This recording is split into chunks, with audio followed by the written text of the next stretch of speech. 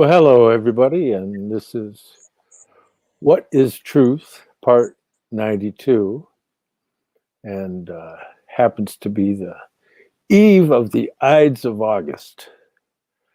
And so we're moving our transition in late summer, and the weather is beautiful here. And my name is John Barnwell, and here is north of the city of Detroit, the Straits. And I'm here with the Pastor David William Parry.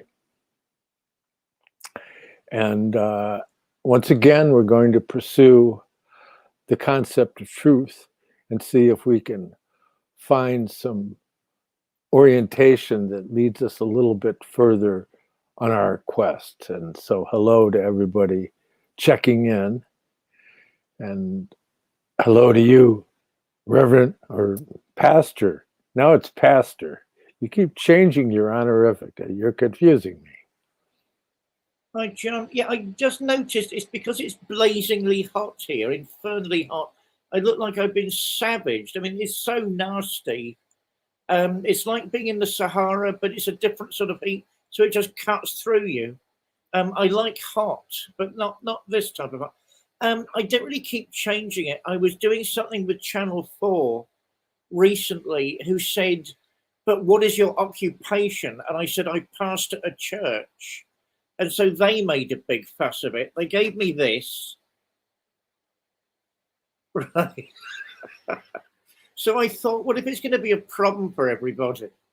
I'll just call it pastor. Well, they left out the space. It's supposed to be past or David. Oh, no, whatever it was, I'm not allowed to say anything much about it at the moment because it's in the contract. I look forward to being able to spilling the beans with everybody relatively soon. I had a delightful day. God knows what everyone else did. But no, it was just weird. The minute you get lawyers involved with anything, and I said, I'm ordained. And they said, yes, we know that. But what is your job? Isn't that the same thing? But apparently not. So they are happy if everyone says pastor now. It's of supreme indifference to me, if I'm honest. I think the ordination thing's important, but not a particular type of epithet. But they do. So that's why I'm asking everyone to say that. So there's no comeback, no problem, no whatever. I noticed I got a very sort of wonderfully humbling smile from one of the lawyers on the way out. You can't move in Channel 4 for lawyers. And that's the truth. I don't know about this program. So what are they also afraid of? But yeah, I had a wonderful, right, from Oswald Spangler, John Barnwell, Elena Freeland's Seattle Steiner conference just wrapped up last night. I think that must be aimed at you, John, since I'm nowhere near Seattle. Yeah, we need to, I mean, right, working with Steiner House in this country, and I love the building and I love the people there, it's far from easy. They've got their own fixed view of what they want and what they don't want. So it's quite difficult. It's quite difficult to get past endless weaving of wicker baskets and into other types of territory. I wanted them to help me, help us with the Nephilim Anthropology Conference. But if ever there's an anthroposophical theme, I think that's one of them. But apparently they discussed it and they weren't really interested. So there we are. What can you do? How about yourself, John? What's been going on? Well, as to your conference, see, that's a challenging question to ask an anthroposophist, because in anthroposophy, you're not competing with other worldviews. Rather, you're attempting to communicate and be understood. And that the challenge and the task at this point in Earth evolution is to understand the Christ language as represented by its leading representative, Rudolf Steiner. Of course, there's others, but they're less well known, like Daskalos was down in the Mediterranean. And then there was the Peter Dunov in Bulgaria, and there's a few leading representatives of these esoteric Christian mysteries within the last 100 years or so. And so rather than confuse the issue, because we're not interested in getting into arguments with other people that are doing their own research through their own means, by all means, do whatever you're going to do. But you just don't find anthroposophists very often wanting to get into the fray with other people regarding ufology and all of those kinds of things. With the deepest respect to my good friend, it's better to have someone at the table of opinion than not have anybody. And the born-again Christians would tell you to your face you're wrong, and they're correct, which is the whole idea of this conference, that we actually share views. I mean, the reason why Brexit turned into an unmitigated disaster, told you, is because, number one, no one was talking about liberty in the first place. There's a giveaway. And secondly, because now we're not at the table and all these decisions are being made that affect us directly that we've no longer any say towards. I mean, my opinion, as a child of the Enlightenment, and as someone who's learning to respect anthroposophy more and more each week, I still think it's better to be at the table than not at the table, because other people will give that same sort of rationale. And in fact, I've already had to, what's the best word? Already had to remind one of our born-again contingents that there will be other opinions and they will be heard. So whether this guy likes it or not. So yeah, I suspect if you're dealing with an interdisciplinary conference, it's better to be there than not. They're just a thought. Well, again, and I'm not implying any kind of ill will or any kind of superiority complex, but as you probably have gathered over the years, and some people have gathered more than others, that it's a little bit out of reach, especially as Oswald says, unfortunately, I couldn't shell out $350 for an online ticket or $500 for the in-person trip to Seattle. So that's just for a stateside. And then people's perception of what you have going over there. I think it's great, check everything out. But again, Rudolf Steiner's work is far too complex to be exposed to people that want to argue with you about certain issues that have no knowledge of anthroposophy. That's like ludicrous to the extreme. And Rudolf Steiner used to have to deal with that in his lifetime, because he would encounter book reviews of material that he had published where it's obvious that the person reviewing the book hadn't even read the book. I mean, if they did, they didn't demonstrate any knowledge of being able to grasp what was being said. And that's okay, in coming to an understanding of anthroposophy, it's more along the lines of that there are individual souls that have an inner striving that once they encounter anthroposophy, they find that it has a part in their personal path. And so that's kind of more the approach. It's just very quiet, reticent. Like there's the largest private education system in the world is Waldorf education. But one shouldn't think that Waldorf education is an anthroposophical recruitment center. That's like, you don't understand it at all if you think that. And that's the kind of thing that we get from the critics who say that, aha, this is what they're trying to do. They're trying to gain converts for their religion, even though anthroposophy is not a religion. It's a way of looking and feeling and acting in relationship to the world. And so this encompasses what we've been exploring here, which is a riddle. We're trying to riddle through what is truth, the words that Pontius Pilate put before our Lord Jesus Christ, to which he said nothing. And so you really have to be creative to find a meaning in that. And so just in that one event in Scripture, you could see the challenge that we face. So that's all very interesting. But I wanted to get into some lines of exploration, shall we say, that is very much in keeping with.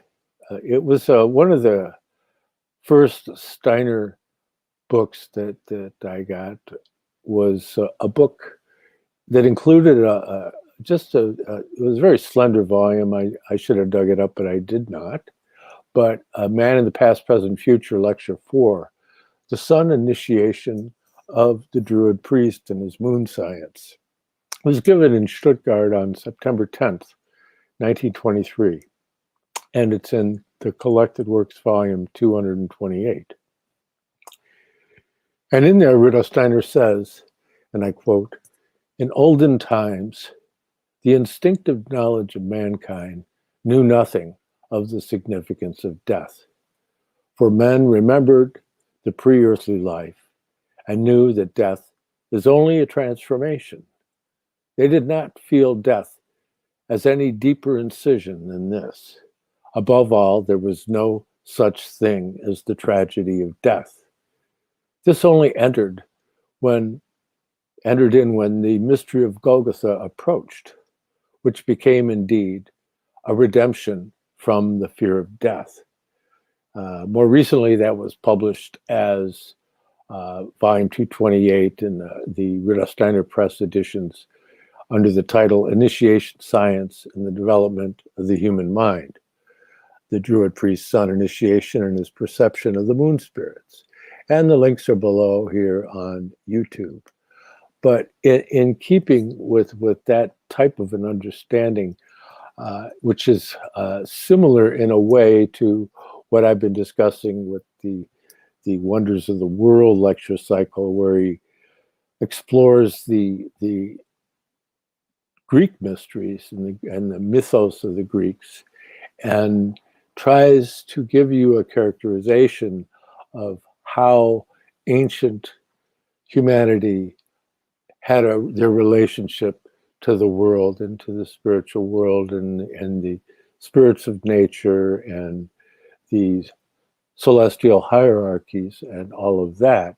And it's through coming to grasp the various vantage points that Rudolf Steiner provides to approach these subjects, one can open up a doorway into levels of personal being for oneself that open new vistas, shall we say. Some of us through reapproachment of things relating to previous incarnations or ancestral ties. So there's different avenues by which we can come into a relationship with these mysteries. But I thought it'd be fun to try and gain some insight in that direction.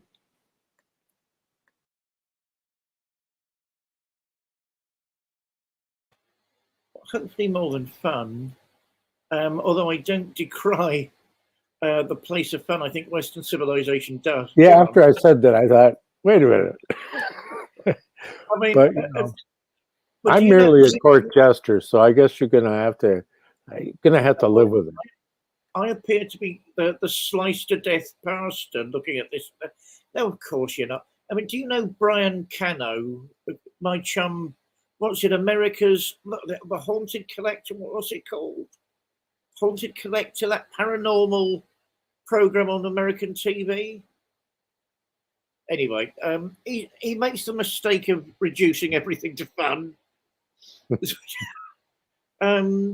Yeah, I was at a Sage Paracon gathering a couple of years ago where I was quizzing that young, what was it, Johnny Zaffis, about these various goings on.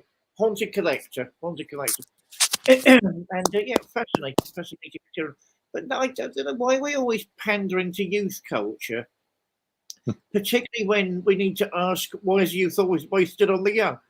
I don't understand that at all. You know, just because a couple of idle jocks don't want to talk about certain things, sod off. Let us talk about them, sod off. Go and play another game of football. Mind your business. Let us do what we want to do. I don't understand that, and I don't understand why the dumbing down process is nearly unchallenged now. And I was very reminded of it when I was doing work at Channel 4. I mean, there was, without giving too much away, somebody asked me what my favourite pop group was, and I couldn't think of an answer. I mean, the honest truth is that I actually do like certain types of pop music, modern music. I do admire some of the artists, but you know, it was one of those moments where you just can't. All right, you know, what are they asking me? What are they getting at? And I said Beethoven, because well, why not? I really love Beethoven, and yet I got looked at as though I just come from a rest home for retired Martians.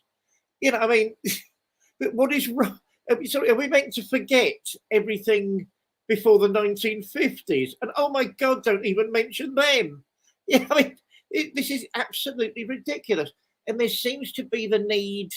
I don't know, it's getting worryingly Orwellian for me at the minute. You know, the party, when it finally gets into power, because there is a bit of a prehistory in 1984, if you read it carefully.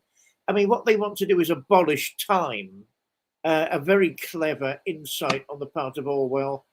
And, you know, everything happens in an eternal present, which is when the party became established. And my God, well, that's like now, with the end, you know, with all the deepest respect to the modern activists that I've met, the deepest respect, you're not in the 1970s. You're not fighting to lay down turf which hadn't been laid down before. You know, what were us evil LGBT lot doing back in those days? Fighting for equality before the law. There we are. It's very boring, very straight cut. There we are, nothing. I don't even know what they're fighting for nowadays, apart from changing the existential so all life is fair and equitable to everybody. But that'll work. That'll work. And you know, you think, no, John, yeah. Yes. Oh, Agatha Velvet, abolishing time is a euphemism. Do you know, Agatha Velvet? I completely agree with that. And every time I find in the oh god, you really hit something there. I've had a couple of conversations with some left-leaning, and don't forget I toy with that sometimes. Researchers, academicians lately, and certainly with some modern activists lately, where you'd think, my God, you know, you're not in the 60s. Why can't you see that? And by the way, those rights were achieved. So what is it actually you're trying to do by fighting for the same things when they've been achieved? Of course, it's a fashion, and they want to have been doing that. But it's like capturing and, you know, like putting our society in aspects or something, so we can't look back and we can never progress forward. It's absolutely terrifying what's happening at the minute, John. Well, it's a bit ironic because the free speech movement here in America really came forward in Berkeley, California, back in the 60s. And so it's really kind of unusual, but not really, that now they're leading a charge against the elimination of free speech. It's like, figure that one out. So anyways, give somebody a little power and all I can guarantee you is they're going to want more, you know, and so it just moves on. And it sounds like, is that Groucho Marx? It's the only Marx that comes to mind. No, it doesn't sound like Marxism. Marxism is constantly going on about the historical process. My trouble with Marxism is that you never know when you get there. I mean, right, so we do A, B, and C, Right, so we've done it. Now what? And then all of a sudden, X, Y, and Z turn up. And oh my God, right, so how many conditions are we actually meant to fulfill? Right, John? Yeah. Well, yeah, as you are frequently bringing up, it was Karl Marx himself who basically said, "Thank God I'm not a Marxist." Although I don't know if he said "Thank God." Yeah, did he? Okay, yeah. You have the quote. I'll dig it out for next week because it's one of my favourite quotes. It's in one of his last books where he's absolutely horrified at what's being said in his name. So it's just one of those sort of revelatory moments. But anyways, in this whole idea, in 1984, where he mentions about abolishing time, that's really the most telling sentence in that whole book. And that's really is what we're up against. In case you haven't noticed, in our pursuit of truth here, we're continually trying to contextualize it in terms of time. And as I spoke around in the spring, I talked about how Rudolf Steiner shared that Christ, through his ascension and resurrection, he was able to redeem the mysteries of time. And so in what's going on in pop culture now is they want to turn you all into space beings with no reference in time. And so you could just be, one of the plebes in their state of superficiality, the superficial oligarchy, the people that are in the kiddie pool that want to be in charge, got pushed around when they were little kids, and they're getting even now. I mean, that's my experience of these people. I'm sorry, I don't mean to be disrespectful, but they just haven't earned my respect in the way in which they broach the subject. But I didn't want to get into talking about politics. That gets so stale. But if you get into understanding some of the subject matter here, it can take you in perspectives that are quite unexpected. Like, for example, in World is Wonder lecture cycle, where Rudolf Steiner makes the point of that the mythical quest of ancient Greece, where he says that the god Zeus, represents a relationship to the astral, and Poseidon to the etheric, and Pluto to the physical. Okay, well, I've never heard any of the great authors regarding mythology say anything even remotely similar to what that is. And so it's a challenge for people that are not exposed to anthroposophy. And again, going back to your conferences, that I've seen many times, I've loaned Steiner books to people, and I thought it might be good for them, and they just couldn't do it because they get, with Steiner, you have these paragraphs that they might go through the whole page and wrap around onto the next page, and you read the paragraph, and you get to the end of the paragraph, and you go, "What just happened?" So it's difficult to be able to retain the type of thoughts, and that's really intentional. And the whole idea, well, can't you just break it down to make it simpler to understand what you're trying to talk about? The answer is no.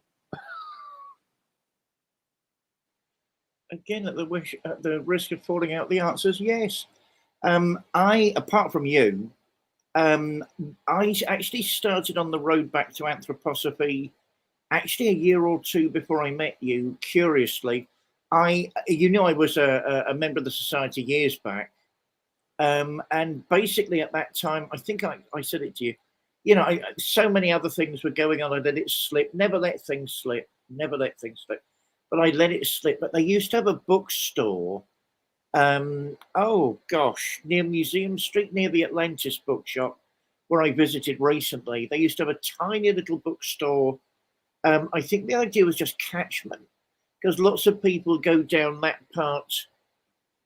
God, what is that? I'll come up with the road to. It's closed now. You know, on their way to one of the tubes after a day working in the area. And there was a gentleman, a guy, I can't remember his name, and shame on me, who was clearly intelligent, was clearly a gentleman, and absolutely floored me every time I went in there. Normally to look at the paintings, normally to look at the prints, and a conversation would start, and he'd always have this perfectly cut gem of a statement. By that, I don't mean he was making artificial comments or preparing well in advance. I don't mean that.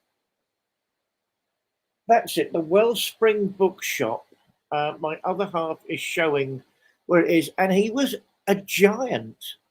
And we got talking in an abstract way one day. That's him, Nelson Wilby. Hang on, let me read this. Registered charity. At a present Broomsbury. Broomsbury, can you find that road? Anyway, Nelson Wilby, who had this monumental effect on me.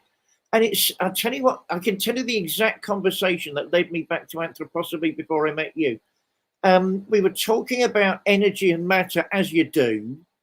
And he said, look, you know, don't you think it's just this incredible phenomena that spirit becomes energy and energy becomes matter and matter becomes this living, vital substance? And I was so impressed at what he was saying, and the fact it would always lead back to anthroposophy, that I thought, no, I've really got to start getting back into all of this. And then I met you on the pew, and that sort of sealed the deal.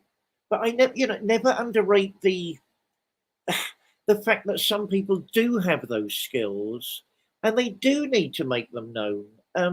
So that was the idea I had. I mean, Nelson passed on, I believe. I had the privilege of meeting him 3 or 4 times. I went into the bookshop months after the last time I met him, and somebody said, "Oh, he got quite sick. He got quite ill, and it looks rather bad." And I didn't inquire further, being very British, because I assumed, sadly, quite wrongly, that he'd be back there. And the time, again, months later, I went back and said, "Is there any news of our mutual friend?" And he passed over. But what a treasure of a man, intensely polite, intensely intelligent, and the touchstone for making you think this stuff is not only very, very interesting in its own right, it can be accessed. You know, my trouble to this day, you know what it is, John. You know, Steiner House in London, you always get the impression you need 5 PhDs to go to any of the lectures they hear. I mean, I know it's not true, and I know they don't mean that amongst themselves, but whether they like it or not, the popular myth, the popular attitude to them is that the popular myth is the right word. So people don't go when they should go. No, I think I stand my ground with that because of meeting Nelson. If we had someone like him on the panel, all of a sudden you'd have an explosion of interest in matters that affect every single human life on this planet. Because, right, as the moderator and producer, I won't be able to say a thing. And there are no other anthroposophists directly involved. And I still think to have someone representing that vital view is better than not. Passing back to you. Did you ever meet him, John? No, I did not, but I'm aware of who you're referring to. He was in the 2006 documentary that was put together, Finding Rudolf Steiner. And it's well worth seeing. And there's a summation of it by David Antonelli, the producer of the film, and he says it's on his IMDb, the movie website. He says, finding Rudolf Steiner is a visually entrancing journey into the occult philosophy of clairvoyant Rudolf Steiner, set against a background of modern moral and social decay. This film has been selected for the 2006 Calgary International Film Festival. The film presents fragments of interviews with leading international experts on Steiner's spiritual vision and counterpoint to archival footage and riveting visuals from the streets of Rio de Janeiro, Buenos Aires, and Detroit. And it gets into the threat of the international police nefarium, this whole kind of panopticum they want to get us all in with. I got my eye on you. That's the real eye in the triangle. Really, the lenses on these surveillance cameras should be triangles, and that's the real eye in the triangle as far as they're concerned. But yeah, that's a Wellspring nice book concern. Yeah, and that's the thing, because I've had the good fortune of meeting many elderly anthroposophists and elderly representatives of many different disciplines. And of course, because of my natural proclivities, perhaps I gravitated towards the anthroposophists. Like an interesting one is Haga Bassant, who was leading the society back in the late 70s. And he's an interesting character, because when I was doing Egyptology and Mesopotamian studies, collating the 5,000 or so volume catalog I put together on those subjects, in going through the rare book antiquarian book trade catalogs, I bump into his, he has this very large edition of the archaeological work that he'd done in Macedonia regarding the grave sites of prominent Macedonians, tying into Alexander the Great and Philip of Macedonia, his father, and that's a whole interesting story. So you meet these people and you go, well, geez, I don't run into people like that every day. Most people are not busy trying to exhume ancient cultures in Macedonian grave sites. So these are the kind of people that you run into that are so interesting, and I've never found more intelligent people than I have in the pursuit of anthroposophy. I can think of just so many of them. And so I guess, and it's not just a quest for intellectual stimulation. It's really this heartfelt impulse that I guess you have to describe it that way, that the people that gravitate to anthroposophy are like seeking out the warmth, that heart warmth, like in Christ saying, I am the way, the truth, and the life. That's what I'm looking for. I'm looking for the way to the truth and the life.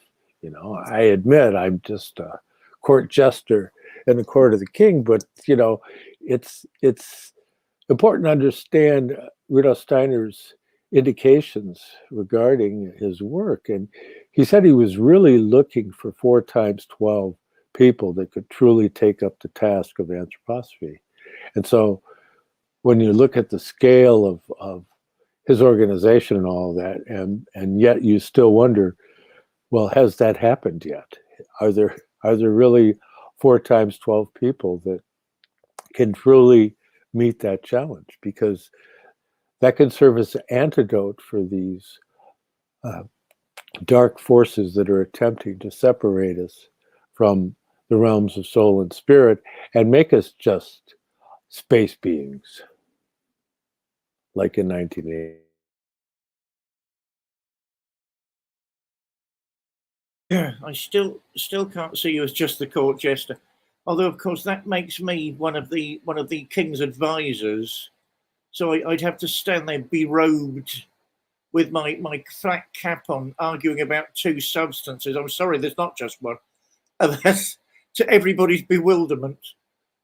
Right, Oswald Spangler at John Barnwell. Do you think most people seek out anthroposophy? Oh, or does anthroposophy seek out the right people? That's to you, John. It's the first one. Your connection with anthroposophy has to do with a commission, so to speak, that you've taken up before you were born. And so that you'll see certain signposts that lead you toward that being anthroposophia. Because anthroposophists do not proselytize, in case anyone hasn't noticed. If they are, they haven't been at it very long, because you can't really like run around going door to door and giving out leaflets. It's not of that nature. In fact, when you get into understanding like the Wonders of the World lecture cycle that I love to refer to lately, and those people that have purchased my books or have donated, they receive PDFs of that full lecture cycle. But in there, where he's addressing the mystery of Dionysius or Dionysos, and in there understanding, because he says that the mission of anthroposophy is to be able to bring together in a harmonious way the Dionysian and Apollonian streams. And so those are the two aspects of Greco-Roman cultural impulse that served as a foundation for the mission of St. Paul. And St. Paul coming to Athens and getting Dionysius, the Areopagite, at the Areopagus, in the center of town, to get him to convert. It was a major step in that direction for anybody who's at all familiar with the way in which the world was at that time. Dionysius, the Areopagite, would be one of the most revered figures in the city, being that he was one of the judges at the Areopagus. And so that's critical. And then when you go to St. Mark, going down to Egypt after being sent there by St. Peter and gaining the conversion of Ormuz, who's a high priest at the Serapeum. These are notable individuals within their communities. And so it's a major step that can unlock certain riddles. And these are riddles that I have spent my life trying to decipher, because, well, what does that mean? I mean, he just mentions it in passing, in scripture. And so there's not a whole lot there. And then you go, well, there's the writings of Dionysius, the Areopagite, or pseudo-Dionysius, as scholars refer to him, because it's written in 4th century Greek. But Rudolf Steiner says, well, that's because it wasn't written down until that time. But then these were conveyed eventually by the Byzantine Emperor Michael the Stammerer in the 8th century to the court of Charlemagne, and that they were translated in their good translation was done in the court there. And so when you get into understanding that Alan Delille, as he's sometimes called, or Alanus Abinsalis, Alanus from the islands, meaning from Ireland, basically, this Irish scholar and author of the Paraphysian, which not too many people read anymore. But when you get into understanding how important this individual was, and the fact that he has gained, I believe it was Bertrand Russell that made notice that he was like the most astounding thing that had happened in the ancient world. That was Alanus Abinsalis, because he was so adept at being able to approach things at such an early period in history, coming out of the so-called Dark Ages. But you have to understand that in the Celtic culture in Ireland, that there was a tradition there that was reverent towards certain things. And so when the Irish became converted through, according to their traditions, through the perceptions of their personal caste of seers that were converted through seership, basically, is their tradition, and that they knew that the earth had changed at the turning point of time. And even in William Butler Yeats, he talks about Fergus the Druid describing the mystery of Golgotha from Ireland while it was occurring. And so that's a very interesting tale to have nestled in there. And when you look at and see that it was Irish monks that were largely responsible for the conversion of Europe, of these pagan tribes that for the most part were illiterate. I mean, there was a little bit of runes that were present as a result of what it came through the Wotan, the Mercury Wotan impulse from the Mystery Center on the north, like eastern shore of the Black Sea, the Mystery Center established by Scythianos. So you have this whole fabric of very deep mystery. But when you look at that and you see that Mercury impulse actually within Druid culture, which was more tied into a Jupiter mystery, and that it was described by Rudolf Steiner in the Sun Initiation of the Druid priest and his moon science, that the Druids would stand in the shadows that were cast by these large standing stone cromlechs, and that enabled them to be able to perceive the non-physical rays of the sun. And by looking into that, would come into this heightened awareness of exactly what was to be the next phase to enter into, and that there wasn't any kind of abstract knowledge involved in building places like Stonehenge, even though that there's all this astronomical alignments and you can calculate eclipse cycles and all of that. It was done from this intuitive understanding by coming into direct relationship with spiritual beings. And so you have this impulse. Well, yeah, ancient Agatha says Mercury was the deity of Ireland. Well, you can look at that, but you could say really that the central mystery center in Ireland that people would migrate to was the mystery center that was another mystery center. Scythianos in various incarnations would establish mystery centers. He established the one on the Black Sea. Rudolf Steiner makes reference to St. Francis of Assisi in an earlier incarnation being present there. He also was involved in establishing the Odin mysteries, which actually came from that mystery center, and the establishment of the rune culture. But much earlier, he had established a mystery center in Ireland. And in that mystery center, although it was a Jupiter mystery center, it was enabled to encompass the complete development all the way back to old Saturn. So that it was very profound, but you have to understand that Ireland, according to Rudolf Steiner, is a fragment of the continent of Atlantis that didn't sink.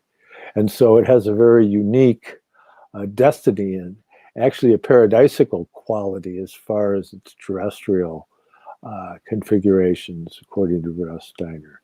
But you have to remember also that whole Celtic impulse, it has been lying fallow, so to speak, because the folk soul of the Celtic peoples rather than moving on because he deserved to progress to the next level, he ended up becoming the tutelary spirit, or he inhabited as the overlighting spirit of esoteric Christianity. And so that's like a very telling thing if you've studied anthroposophy for any length of time. Likewise, he'd said that the ancient Greek folk soul had been transformed into the overlighting spirit of the Catholic Church. And so you have this very, what does that mean? I mean, yeah, you could spend, I've spent most of my adult life trying to get a deeper understanding of what I just said. And so there you have it. It's not something that you can get so readily off of Cliff Notes.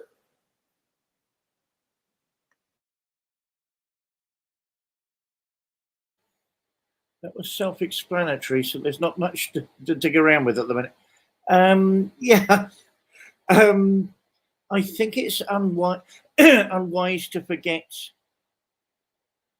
the wisdom of the Druidic caste on so many levels. The fact that word is traceable back to ancient India, and it seems to be something to do with the Indo-Germanic, that forbidden phrase in modern academia, the Indo-Germanic cultural current. I mean, that's fascinating. I'm listening to various, not attending, sadly I don't have the time, to various megalithic conferences taking place around this country. They're very, very good at measuring subtle energies, fluctuations in electromagnetism, the electrical resistance of the various stones at different levels of resistance from top to bottom. They're very good at doing that. I mean, you hit something squarely on the head there. What they're not so good at doing is thinking that, actually the Druids would stand in the shadows and stare at these stones like into a mirror, and see things beyond the stone. The power of wood and stone. People have forgotten what that alludes to. And they would be told by voices within or beyond the stone, as well as around the stone, and the light spectrums that they saw and the energies that they felt. The sort of knowledge that probably can't even be written down. I'm desperately trying to avoid the use of the word channeling, because that always makes it sound so trivial. But that's what they were doing. Apart from being lawyers and priests, they were mediums. They were, they were practicing mystics. Therefore, that was, and the fact that I don't find it, John. Why don't you just call them Druids? Oh, yeah, no, I mean, you and I are very comfortable calling them that. I don't think, if you're looking at what's being made of the Druids now, either they're into hallucinogenic drugs, which might have played a part of it, who knows? And let's not be stuffy about it. Those things are used for shamanistic purposes across the globe if they're used in a magical and ceremonial context. Does that mean it's just people getting high? No, it doesn't. You're looking at something completely different. John. Well, but the point is coming from anthroposophy, it wasn't necessary for people 3,000 years ago to take drugs to have a clairvoyant experience. And that's the thing, is that Rudolf Steiner is very specific. He makes the point of that Northern Europe and the British Isles and Ireland, all these cultures were not literary. They were not participating in the intellectual development that surrounded the Mediterranean with the Greek and the Latin. Although once they got to Ireland, simple farmers could read Latin and Greek eventually. That's something that through the schools that were established by Celtic Christian monks, entirely independently of the Roman Church. So it's a fascinating study in getting into that whole understanding. and how their writings actually referred to them. The Celts there, leading back to the sons of Meled, who was married to Scotia, the daughter of the pharaoh, and that there was a great sea battle, and they ended up making it to Spain, and then coming from Spain, coming to Ireland, and establishing the kingdoms in Ireland, because it was the sons of Bele or Meled and Scotia or Scota that survived, and that Meled had died in Spain, and so you have these kingdoms established by his sons in Ireland, and it's fascinating because they even have a hill in Ireland, the hill of Scota.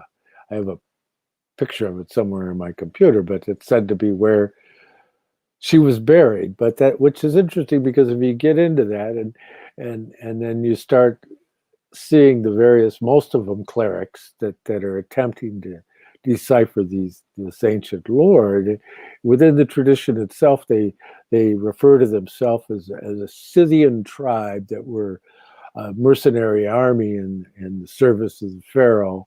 And as was often the case in ancient cultures, that there was peace created between nations through marriage, and that he was married to one of the daughters of Pharaoh, right, who was the Scota. And so it's quite interesting, and unfortunately, because Rudolf Steiner's work, in case people don't know, was always in response to questions. And so nobody ever asked him that question to clarify that particular dilemma.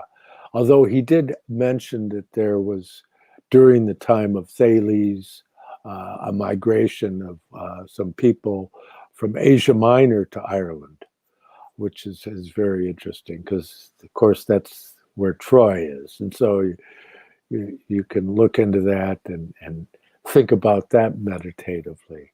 But so it's all a question of coming into relationship with these things and being able to work with an open set and see if you can decipher the history of the world. And of course, it's so eminently helpful having Rudolf Steiner to sort through it for you, because it's fascinating when you read some of his lectures and he's talking and he's not working from notes, and it's real clear what he's going on through his lecture, and he says, "Oh, now I see," and then he continues describing what he's discussing, and he's doing it through his capability as a seer.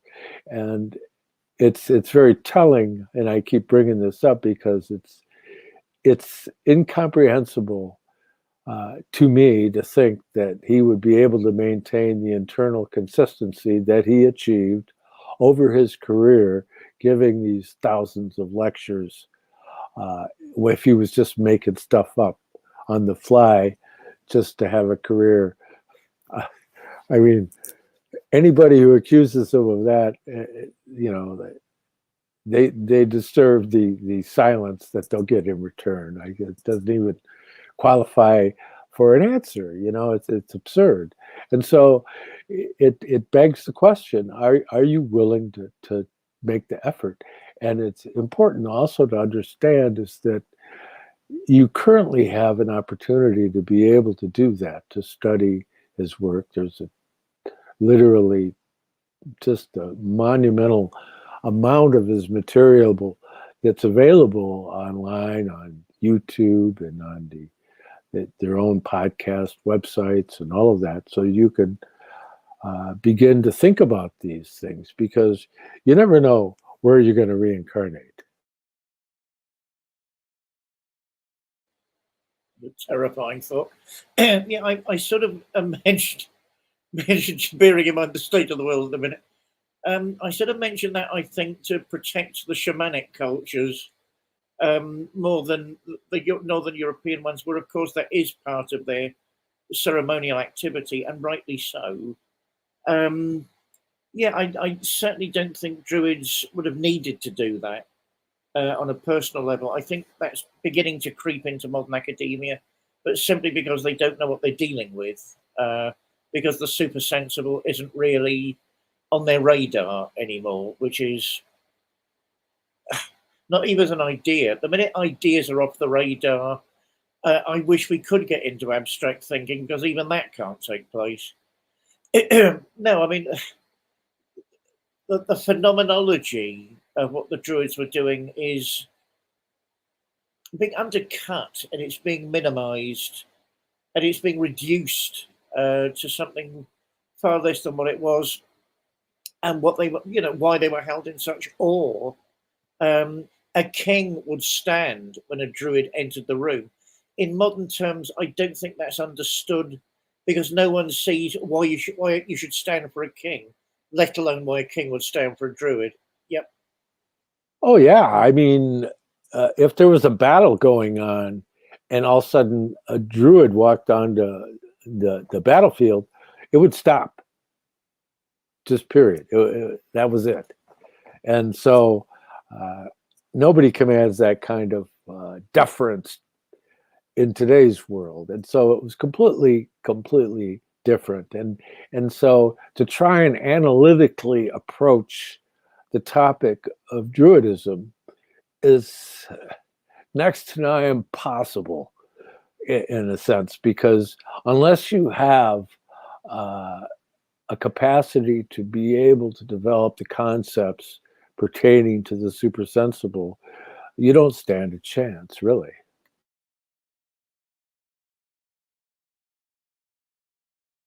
Going back to Ireland, I remember years back travelling through County Cork and the city of Cork.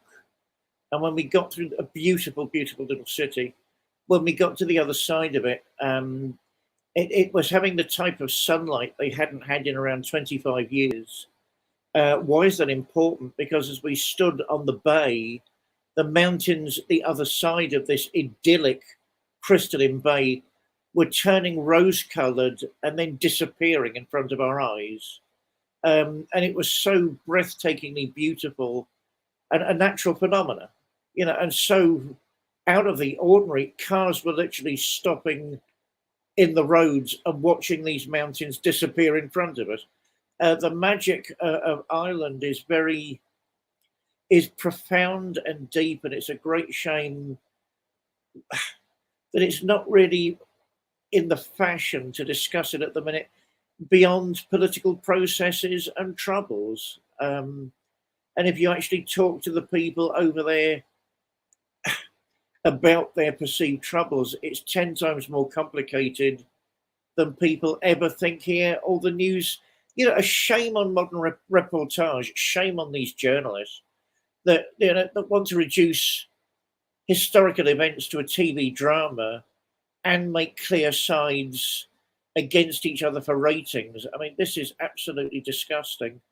And I've got Irish relations, and to listen to them speak about what goes on and what doesn't go on, and where a battle was fought hundreds of years ago, and why that is still significant. Um, it beggars this modern quick fix, soundbite culture. Again, leads me back to square one. Why do we always have to be on our knees to youth culture and the dumbing down process? I mean, for instance, I've just done some work in the Camden Fringe Festival.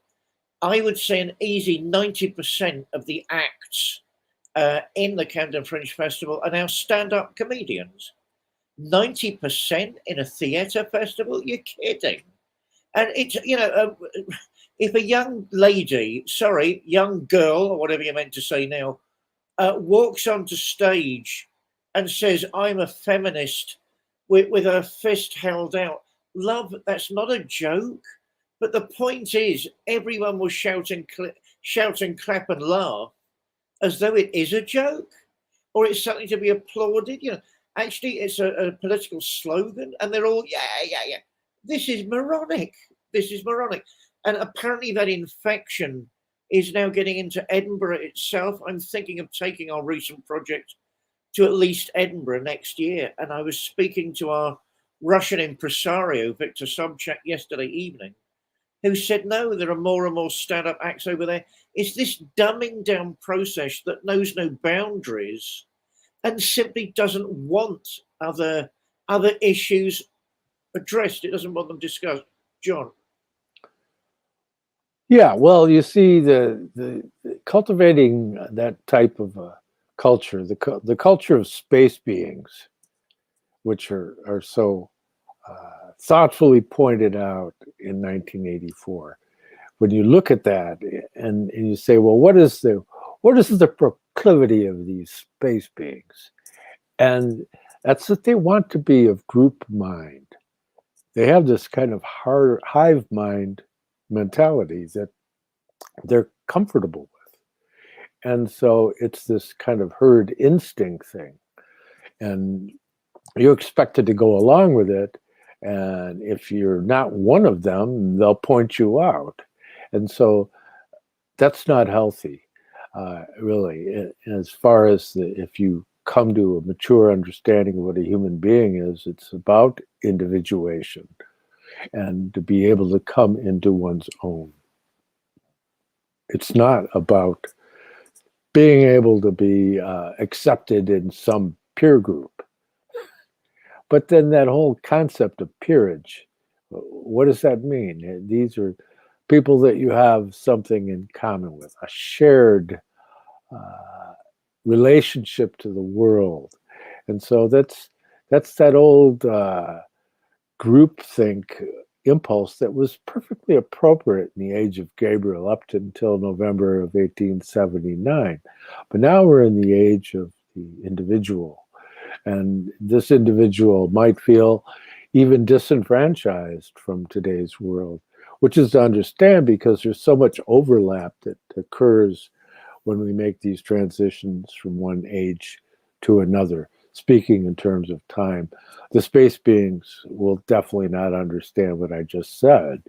And so in getting into understanding this further, you can see that it's about preparing oneself to be able to come into a relationship with the realms of soul and spirit. That's the mystery of the Grail. The Grail, as Rudolf Steiner referred to it, means gradually, one of its meanings. And that's that whole idea of gradual coming to something, because he also said that we're at the point now to where people should be striving to understand. And in one striving to understand, you can gain the attention of the realms of soul and spirit.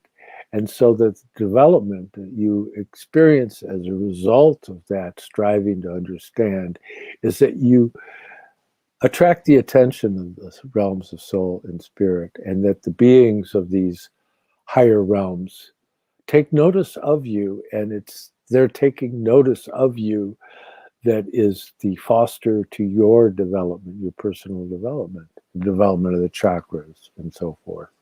And that's hard for people to grasp. It's like, oh, wait a minute, what? Because they want to think that they're going to cobble this thing together and they're going to figure it out, when it's more in the terms of coming into relationship with rather than figuring out. And so much of today is all about this abstract analysis, reductionist. Well, let's break it. Can you break that down into something? The simple seed thought. They want to have it just have one central cause. That whole idea of dependent origination that is so popular in Buddhism has a certain relationship to that if you look at it from a certain perspective. And so it's important, if you go back to the quote I read from Rudolf Steiner early, where he talks about how these ancient cultures had no fearful relationship to the realm of death. But you have to understand that with the concept that Jesus Christ is the only being that was here on earth as a human being that came from the spiritual world, And none of the beings up there have ever experienced death. He's the only one, and he did it for you. And just so you know, he was willing to go through that for your sake. Now, if one is inclined, then one can attempt to try and riddle that out and figure out what that means. But it's that whole idea of the Last Supper, and do this in memory of me, he says, with the offering of the Eucharist, of the bread and wine.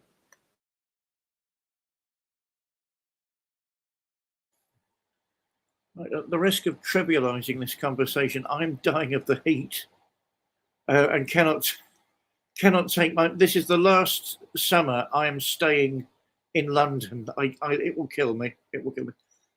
Yeah, I mean, I certainly don't think we should only look at the Eucharist in one way. I mean, I'm probably the only insider that thinks all of the different views of communion are valid. I mean, it depends what aspect of communion you're coming from. You know, I mean, I quite like transubstantiation because you get the real sort of substance of the idea, no pun intended. And I like the memorial feast. I don't see why one excludes the other. And I certainly can't see why that's worth fighting over. I mean, have you heard of Ian Paisley? That goes back a while. An Irish minister and politician whose famous outburst on British TV, not that he did it on British TV, it was over there somewhere, he held up a host shouting at a Catholic priest saying, "Priest Murphy, how can you believe this is the physical flesh of Jesus Christ?" He was not only a good orator, he was quite a significant politician in all sorts of ways. If people feel they're not being heard, you need a loudmouth to represent them. I sort of could see the dynamics at work there. Doesn't mean I approve and doesn't mean I agree, but I could see what the dynamic was. And the fact Big Ian, as certain people called him, was making community felt listened to. And everyone should feel listened to, and sometimes it's dangerous not to listen to them. But, you know, I've never seen logic's the wrong word. I've never really seen the meaning or value of that. You know, I mean, there are some Catholic nuns who will claim that they actually see flesh and blood. Does that mean they're just mad old bags? The answer is no. No, it doesn't. It means they're looking at this divinely authorized feast from a different angle. I mean, if something is inaugurated by an archetype, by a spiritual being, why do we always want to minimize that activity in our world? I find that extraordinary. And certainly sometimes, I'll just finish this bit, John. When I sometimes have been asked to hold high mass, and I do, personally, I feel comfortable with communion. I mean, even Martin Luther would not have denied the actual presence. The Christ energy is present at that meal. Some of the reformers do deny that. He wouldn't have done. For me, that's about the right level on which to take these absolutely profound mysteries. To go further than that and just say it's memorial, I understand what I wouldn't agree with. Handing back, John. Well, there's more than one way to look at it, of course, and I am not interested in stepping on anybody's eschatology and how things draw to a close. What's the final conclusion that we can draw of this? But what I can say is, if you look at the matter in hand, you see that what do you have? You have the wine, which is like non-alcoholic. Well, you call it wine, but it's grape juice. And you have the host made from grains. And if you think that through, you realize how Rudolf Steiner had talked about how after the resurrection that Christ entered into Earth evolution fully and completely, and so much so that when you were having a meal, you're eating his body. It doesn't have to be changed into like this fleshly thing that people want to make that mean. It's that he is omnipresent. He shall be with you always. And so, for example, in the Christian community, Christ is always present at the Eucharist. And, I frequently recount this tale of my own personal experiences at Christian community, where I go there and this bus load of children from the Camp Hill, which is where the mentally challenged children and others have the community that was started by Dr. Karl Koenig, and with the assistance of Carlo Pietzner, among others. I knew Carlo. I didn't know Karl Koenig personally. But these children will be in the back of the room during the service, and they'd be like moving around and very, very just doing every type of gyration you can think of if you've ever been around that type of group of people. You see that it's just it's almost unsettling for somebody who isn't accustomed to it, because it wears you out watching all this activity going on when one can't even understand what it's trying to accomplish. But yet when it would come to the communion ritual, the consecration of man, so to speak, is what is called, man meaning manos, or thinker, that they all became very quiet and reverent and looked lovingly on the ritual. I mean, was to me, and it didn't just happen one time. I go there and that's what would happen. And so there's something going on there that's more than meets the eye in my perspective. Now, but somebody can think whatever they want about what I just said, but that's my personal experience, and that's just a part of the reasons why I feel the way I do about these things, is that there's a very, very deep personal relation, just like the experience I had when I was very young and hanging out with my great aunt, like my grandma, who lived 100 years, but her sister would be in constant prayer. She'd have like 30 rosaries around her neck, and we'd go over and see her, and she'd just be doing the rosary, and she'd do it the whole time. And we talked to her, and she'd respond, and she'd just turn back to her, she's the hesychastic, they going into this whole prayer cycle so profoundly. And so what is that? What if there's nothing there? Why would these people bother to go to all this trouble? And so it begs the question. But now today, like in 1984, they want to eliminate time and just have space, and everything is now. It's like this kind of weird architectonic vision of Advaita Vedanta or something. It's very strange. It's very Luciferic is what it really is. And so it's very important to understand I have a great relationship, and I've studied those cultures. I've studied, the Kashmiri Shaivism and the Advaita Vedanta and all these, and the Sikh teachings, and most of the teachers, of course, that came to England and were involved in the Theosophical Society, they were Sikhs. I mean, they had turbans on, the whole deal, right? I mean, you know that, don't you? And anyways, that's a very unique movement within the Indian subcontinent. And so in the Sufis I've been with, like Pirvalai Khan, the descendant of the house of the Tiger of Mysore, the last Mughal ruler of India, and his sister Noor, who was the last radio operator transmitter. She was captured by the Nazis, and she died in Dachau prison.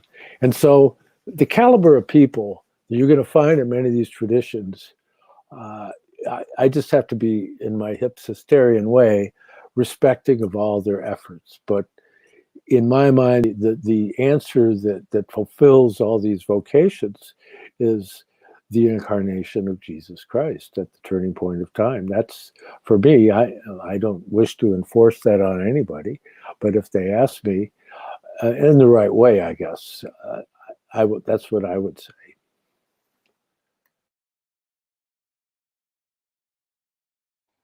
I'm obviously bound to go along with that one. Yeah, I think the trouble with Christianity is its incessant need to shove divine truths down people's throats as though they're sort of goods and chattels in some sort of weird trade. You know, it's the lack of sanctity in Christianity across the centuries which has really been the problem. You know, do we mean these things or not? If we do, can we stop doing that, please? You know, and you know, and the bibliolatry that goes in with born again Christianity. So you worship the Bible, yeah? You know, I mean, it's bizarre. I mean, it's all been said before. It's all been done before. All these things keep coming up again and again and again. I was speaking to the online Christian Fellowship just before our show. Show might be the wrong word. Just before our show, and saying, you know, let's look at the reformers. What the reformers were saying. I don't want to use the word Protestants. That came later. Excuse me. Therefore, they were trying to address issues with the Catholic Church itself before anything more drastic happened, and you know, it got absolutely nowhere. Which is why it went to the next level. I mean, they were trying to say, you know, what is going on here? Why are we doing those things? And certainly for certain born again groups to say today that they're the new Jews. I mean, that's going around at the moment. No, you're not. You know, the word Jew means something quite specific. It's not this abstract, weird, you know, bibliolatry which you lot are practicing.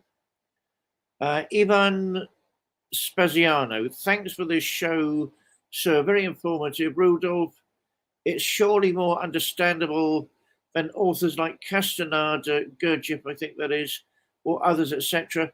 Steiner, in my humble view, stands above them all, although I like a bit of Castaneda, since drug-taking shamanism has already come up.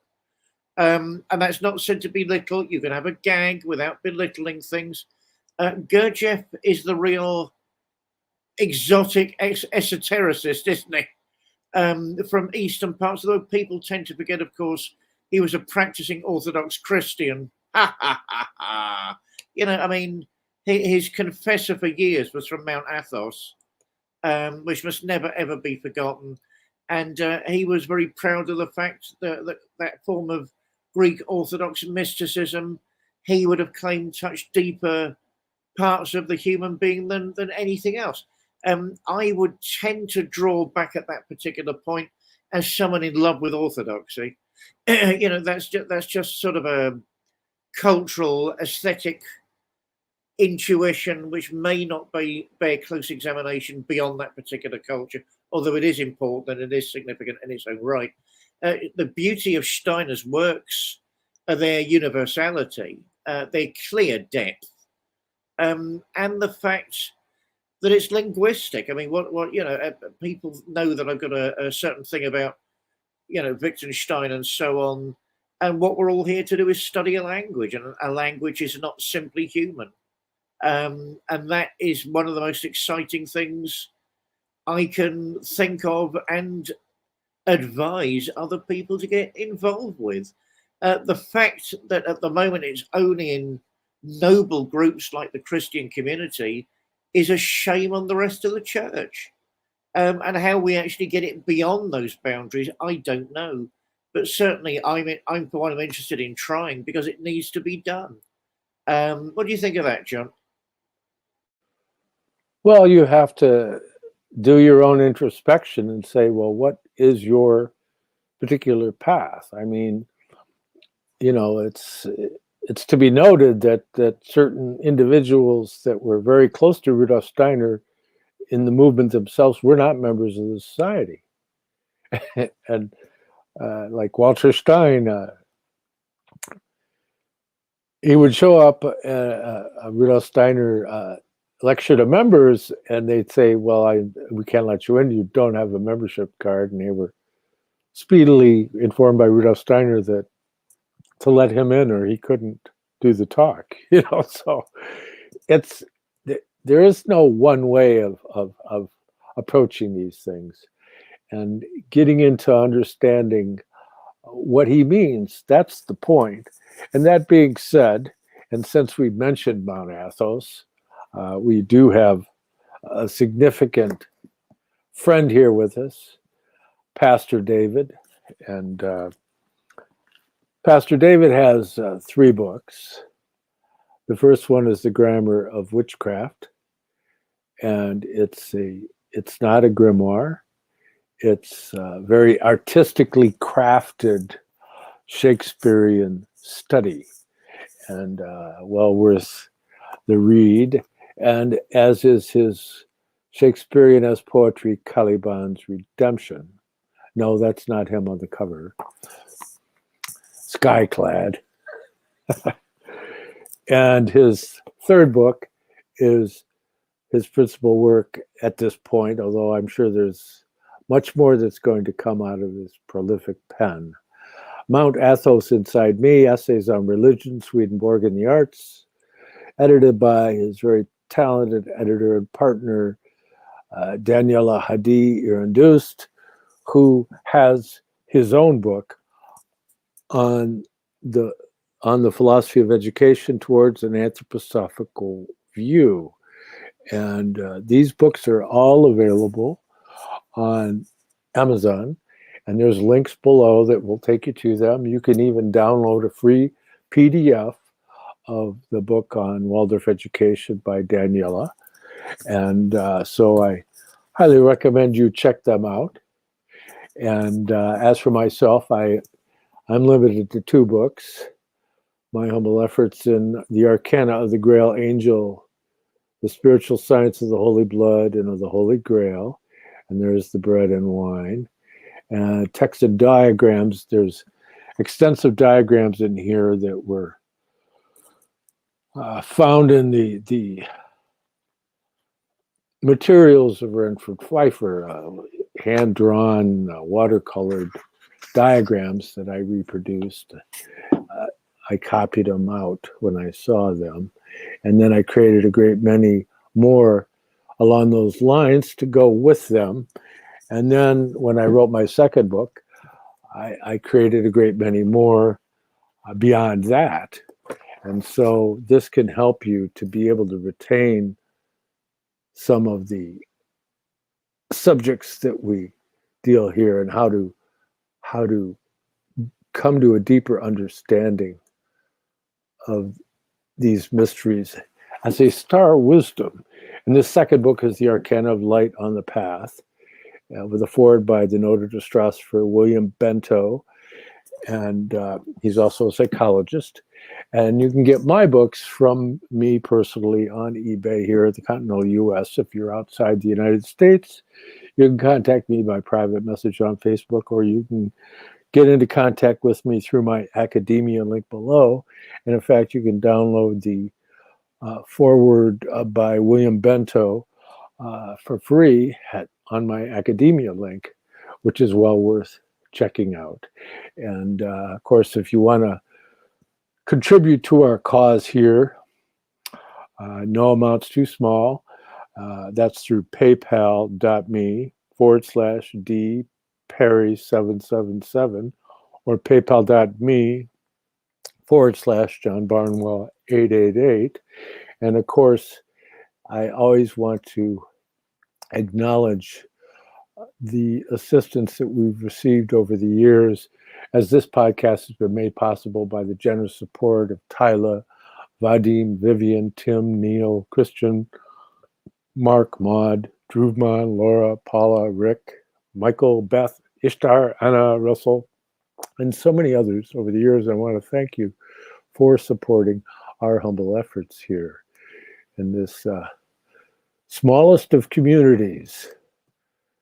And I think I got everything. Well, click like and subscribe to my channel on YouTube, and that's very helpful also. I think I covered it all, didn't I? Is there something I forgot to do? Please let me know, Pastor David. I'm assuming that means the nights are drawing in and we've come to the end of the show. That's your cue. You told me you were burning up there in the heat, and I don't want to keep you. I am. This. I'm coughing. I'm choking. This is not doing me any good at all. Yeah, I'm not my normal self at all. I'm dying. I need to be away. I need to be. Anthroposophy. God, I mean, I wish there weren't other problems holding back my own personal Christian witness. It would have been wonderful to have had a solid single witness through the years. Agatha Velvet, at John Barnwell, you forgot to thank the Academy. I assume that's for the Academy Award. So, Mary, John, I was listening to Steiner's concerning the astral world and Deva-chan this AM, and I found amazing. Yeah, amazing stuff. Let's go straight into the prayer. Isn't it wonderful? I don't find it sad for us that this community is so small, and the fact we all talk together and get on together. And it was for me, and I like the word church. It's like a little chapel. It's like a little church where we can all let off steam and give our opinions. I think that's wonderful. Agatha Velvet, the heart is there. Kisses and hugs back, Agatha. Everybody. Margita, I don't know how to say that, forgive me. Shibila, wash hands. Virtually, I assume. Agatha Velvet at John Barnwell. You forgot to thank the Academy. We've had that one, I think. Greetings, right, that's Mayetta Shibella again, forgive me. Greetings from nearby Steiner's birthplace. Wow. Waiting for a plane from Ireland to Zagreb.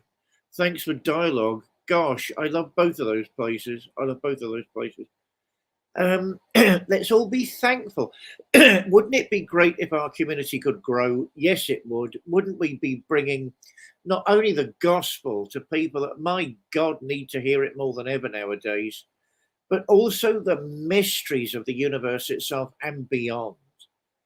That language which was spoken by the one and only before the beginning, that language communicated by the archetypes themselves, that language brought to our own plane by a savior. Wouldn't it be wonderful if our little community, as we grow in the bonds of friendship and love, could extend that light a little further? Personally, I think the answer is yes. Let's pray for each other, my dear friends, in the days until we meet again next week. And for those that really should be joining us and would benefit by this attempt to give light, but that so far have not taken up the advantage. Bless everyone in mind, body, and heart, and let's meet again next week. Amen. Amen. And Pastor David, thank you so much. And everybody, thank you so much for showing up and participating in our little exploration of what is truth.